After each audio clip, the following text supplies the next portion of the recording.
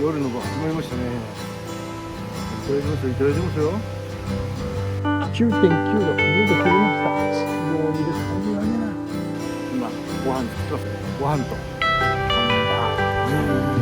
こんな感じです。1号、ぴったり綺麗にできました。こんな感じです。じゃあ、いただきます。いただきます。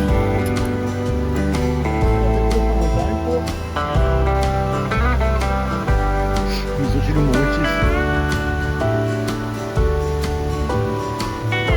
完食。ごちそうさまでした。